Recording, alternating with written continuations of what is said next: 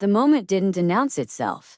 There was no build-up, no dramatic pause, no sense that something legendary was about to happen. That's why almost no one saw it coming, and why everyone remembered it afterward. It was a late afternoon on set, the kind that comes after a long morning of dialogue-heavy scenes. The crew was relaxed but alert, moving with the quiet efficiency that develops when professionals trust one another. Cameras were being repositioned, lighting adjusted by inches. Someone laughed softly near the monitors. Anthony Hopkins stood slightly apart from it all. He often did. Not withdrawn, just contained. Script in hand, glasses perched low on his nose, posture calm. He wasn't rehearsing lines. He already knew them. He was waiting for the next setup, listening to the rhythm of the set the way some people listen to music. Across from him was his co-star.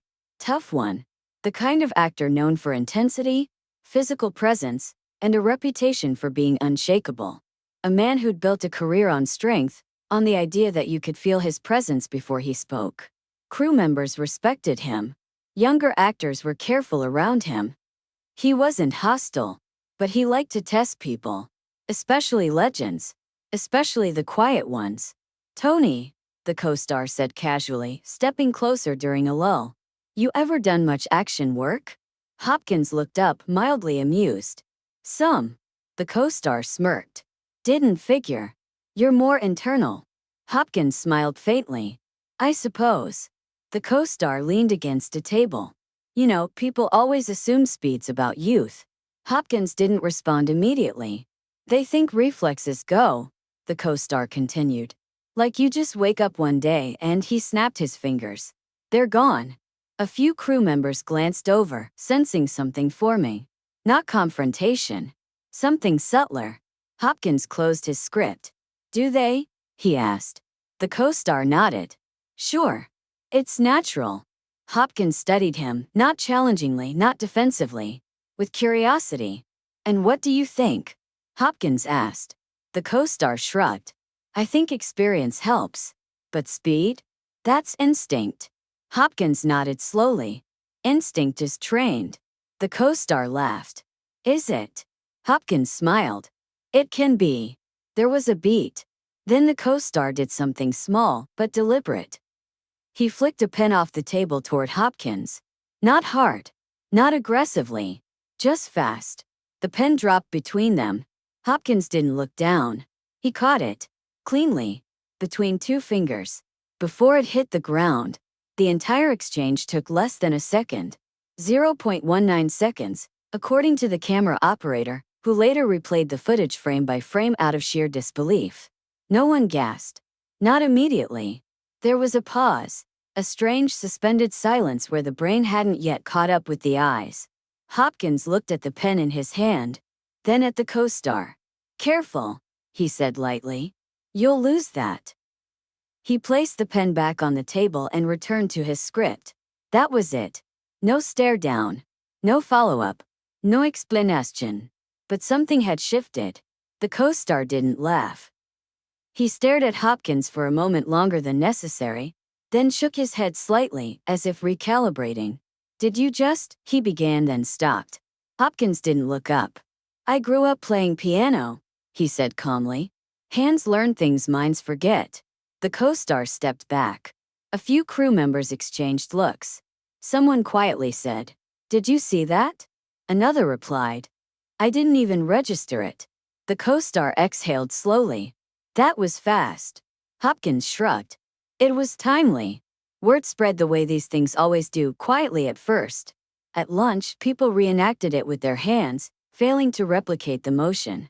In the camera department, someone pulled up the raw footage and scrubbed through it frame by frame. There it was. The pen left the fingers. The hand moved. The catch happened before gravity finished its sentence. No motion. No tensión. Just precision. The co-star watched the playback in silence. "How long you been able to do that?" he asked finally. Hopkins considered the question. "Since I stopped trying," he said. The co-star frowned. "Trying what?" "Trying to be fast," Hopkins replied. "Speed comes from absence of hesitation." The co-star nodded slowly, absorbing it. That afternoon the dynamic on set changed.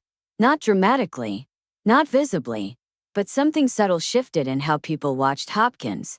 They had always respected him as an actor, as a presence, as a master of stillness. Now they understood something else. The stillness wasn't passive, it was controlled. Later that day, during a physically demanding scene, the co-star missed a cue.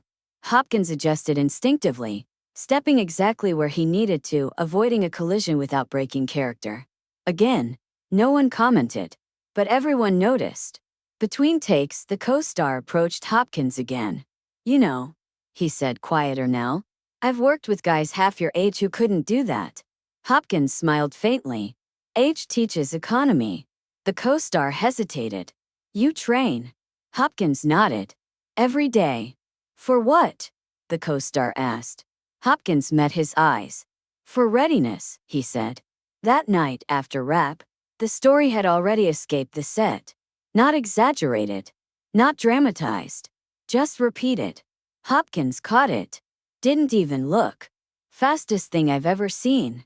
Someone joked it must have been luck. The camera operator shook his head. "Luck doesn't repeat in frames." By the next morning, the co-star arrived earlier than usual. Not to prove anything, to observe. He watched Hopkins warm up. Slow, deliberate movements, breath controlled, hands relaxed. No ruse. No wasted energy. "Tai Chi?" he asked. Hopkins nodded. "Among other things." The co-star smiled slightly. "Figures." During filming, the co-star didn't test him again. He didn't need to.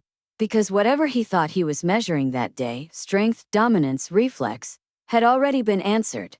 And the thing that stayed with him wasn't the speed itself. It was the calm. Hopkins hadn't reacted. He'd responded. There's a difference. The story would eventually reach beyond that set, told by people who were there, always with the same detail emphasized. Not how fast it was, but how effortless. And that's what stunned everyone most. Because Anthony Hopkins hadn't revealed a trick. He'd revealed a discipline. And what that discipline would later mean, in moments of pressure far greater than a tossed pen, was something no one on that set could yet fully understand. Not yet. But they were about to. The thing about moments like that is they don't end when the action ends. They echo. The pen had been caught. The conversation had moved on. Filming resumed. On the surface, nothing changed. But beneath it, something had recalibrated. Not just for the co-star, but for the entire set. Because speed like that wasn't youthful reflex. It was awareness. The co-star realized it later that night, replaying the moment in his head while sitting alone in his trailer. He'd spent his career believing physical readiness was about aggression, about being first, loudest, strongest. Hopkins had been none of those things. He hadn't anticipated the pen. He hadn't flinched. He had simply been present. The next day's shoot involved a complicated blocking sequence. Tight marks. Narrow spacing. One misstep and someone would get clipped by a camera arm or thrown out of frame. The first run-through went fine. The second didn't. A lighting rig shifted unexpectedly. A grip called out too late. The co-star stepped back instinctively, right into Hopkins' space. Hopkins moved. Not away. Around. A half-turn, a soft redirection of momentum. A hand briefly placed on the co-star's shoulder. Not to push, not to stop, just to guide. Took less than a second. No collision. No broken rhythm. No cut. The director didn't even notice. But the crew did. The co-star froze after the take. "Did you just?" he started, then stopped himself. Hopkins looked at him. "You were off balance." The co-star blinked. "You caught that before I did." Hopkins nodded. "That happens." "How?" the co-star asked. Hopkins considered the question, then answered simply. "Because I'm not thinking about what's next," he said. "I'm attending to what's now." That was the moment the co-star understood something fundamental. Hopkins wasn't fast because he reacted quickly. He was fast because he didn't need to react at all. Over the following days, the co-star watched more closely. Not obsessively. Not competitively. Curiously. He noticed Hopkins' habits. How he placed objects on tables in the same orientation every time. How he warmed up his hands before scenes. Slow rotations, controlled pressure. Breath synced with motion. How he never rushed. even when everyone else did. One morning, the co-star arrived early again and found Hopkins alone on set, standing near the stage lights, eyes closed, hands moving slowly through the air. "Mind if I ask what that is?" the co-star said quietly. Hopkins opened his eyes. "It's a check-in." "A what?" "A way of asking the body if it's awake," Hopkins said. "Before the mind starts issuing demands." The co-star nodded. "You've been doing this a long time." Hopkins smiled faintly. "Long enough to know panic wastes time." The co-star hesitated. "You ever lose it?" "The speed." Hopkins thought for a moment. "I lose strength sometimes," he said. "Speed doesn't leave unless you abandon attention." That answer stayed with the co-star long after the shoot wrapped. Weeks later, after production ended, they ran into each other again. This time off set at a small industry dinner. Fewer people. Less noise. No cámaras. Someone brought up the story. "You hear about Hopkins catching that pen?" one producer said, laughing. "Fastest thing I've ever seen." Hopkins waved it off gently. "It was a pen." The co-star spoke up. "It wasn't." The table quieted slightly. "He didn't react," the co-star continued. "He was already there." Hopkins raised an eyebrow, amused. The producer laughed. "Come on. You're saying it wasn't reflex?" The co-star shook his head. "It was readiness." Hopkins didn't correct him. After dinner, as they walked out together, the co-star stopped. "Can I ask you something honestly?" he said. Hopkins nodded. "You ever feel underestimated?" the co-star asked. Hopkins smiled almost kindly. "Only by people who confuse noise with presence," he said. The co-star exhaled. "I did that." Hopkins met his gaze. "Most people do." There was no bitterness in it. Just truth. The story didn't grow louder over time. It grew cleaner. People stopped embellishing it, stopped turning it into myth. Instead, they focused on the detail that mattered most. Not the pen, not the speed, the absence of hesitation. In interviews years later, when Hopkins was asked about physical discipline, he answered the same way every time. "Speed is a byproduct," he said, "of clarity." And when asked about aging, about losing edge, about slowing down, he smiled. "I'm slower when I rush," he said. "So I don't." The co-star carried that lesson into his own work. He stopped testing people, stopped asserting, stopped trying to dominate moments. Instead, he prepared. And every now and then, on a different set with different people, someone would toss something unexpectedly. A phone, a script, a prop. And the co-star would catch it without thinking. Not because he was faster, because he was present. And every time it happened, he thought of Anthony Hopkins. Not as the man who moved in 0.19 seconds, but as the man who never needed to. That was the real thing that stunned everyone. Not the speed, the stillness that made it possible.